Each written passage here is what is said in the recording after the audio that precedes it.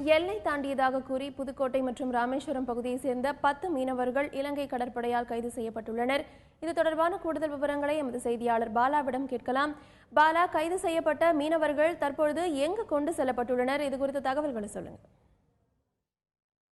நேற்று ராமேஸ்வரம் மற்றும் புதுக்கோட்டை பகுதியில் இருந்து 800க்கும் மேற்பட்ட விசைப்படகுகள் சுமார் 4000க்கும் மேற்பட்ட மீனவர்கள் கடலுக்கு மீன்பிடிக்க சென்றனர். இவர்கள் நேற்று இரவு கச்சத்தீவை தாண்டியுள்ள நெடுந்தீவு கடல் பகுதியில் மீன்பிடித்ததாக கூறி 2 படகையும் அதில் இருந்த 10 மீனவர்களையும் இலங்கை கடற்படை சிறைபிடித்து காங்கேசன் துறை கடற்படை முகாமில் வைத்து தற்போது விசாரணை மேற்கொண்டு வருகின்றனர்.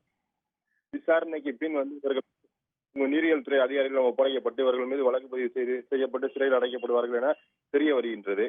நிலையில் ஏற்கனவே இலங்கை கடற்படையால் சிறைபிடிக்கப்பட்டுள்ள 51 மீனவர்கள் விடுவிக்கப்படுவார்கள் என்று அறிவிக்கப்பட்டிருந்த நிலையில் நேற்று 2ஆம் தேதி பேச்சுவார்த்தை நடைபெற்று படகுகள் விடுவிப்பதற்கு பரிசீலனை செய்யப்படும் என தெரிவிக்கப்பட்டிருந்த நிலையில் பேச்சுவார்த்தை முடிந்து 2 தினங்களே ஆன நிலையில் மீனவர்கள் கைது செய்யப்பட்டிருப்பது மீனவர்கள் மத்தியில் பெரும் அதிர்ச்சியை ஏற்படுத்தியுள்ளது. பாலா, இரு நாட்டு அமைச்சர்கள் மட்டத்திலான பேச்சுவார்த்தைக்கு பின்னரும் கைது நடவடிக்கை தொடருவதற்கான காரணம் என்ன? நமது மீனவர்கள் எல்லை தாண்டுகிறார்களா, இல்லை இலங்கை அரசுதான் கைது நடவடிக்கையில் ஈடுபடுகிறதா? பாக்வே கடல் பகுதின்னு சொல்றது ஒரு குறுகிய கடல் பகுதி, அதுவும் ஆழம் குறைந்த கடல் பகுதி. நம்மளுடைய கடல் பகுதி மிகவும் ஆழம் குறைந்த கடல் பகுதியாக இருப்பதன் காரணமாக இவர்கள் மீன் பிடிப்பதற்காக கச்சத்தீவு எல்லையை தாண்டினால் மட்டுமே இவர்கள் மீன் பிடிக்க முடியும்.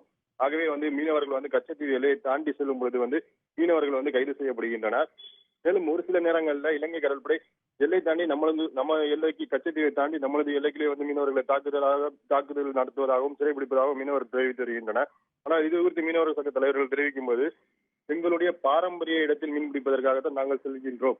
ஏன்னால் எங்களுடைய தமிழக கடல் பகுதி மிக குறுகிய கடல் பகுதியால் இருப்பதன் காரணமாக வெறும் பாறைகளே உள்ளன.